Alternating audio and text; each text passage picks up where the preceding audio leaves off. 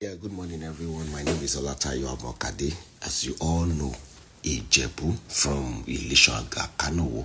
This video is going to be short and I want everyone to listen and listen good. Surely, má bá anybody jà o. Gbogbo anybody tó bá ti bájà, gbìyànjú kó parí ìjà pẹ̀lú lágbájá àti Tàbẹ̀dù. Bó tilẹ̀ wọ́n kó bá wọn jà tó. Nítorí pé ọjọ́ tá bá bímọ, ariwo máa ta, lágbájá bímọ Tàbẹ̀dù bí ẹ kú oríire. Ọjọ́ tí èèyàn bá tún jáde láyé, ọjọ́ yẹn náà tún ṣe kíni, ariwo á tún kàn. Tó bá tún wá jẹ́ ẹni tó súnmọ́ yàn, ẹni tí èèyàn close mọ́, má bá lágbájá jà, má bá anybody jà.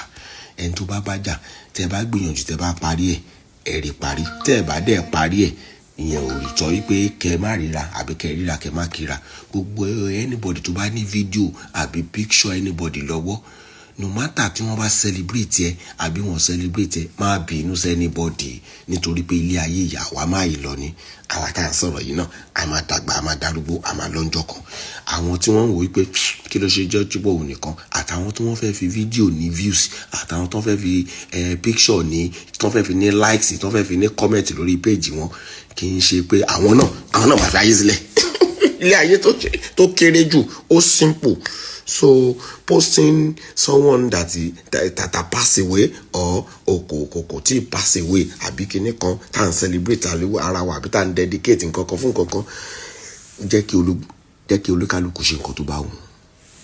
Jẹ́ kí olúkálùkù fi nǹkan kó fi page ẹ̀ ṣe nǹkan tó bá wù.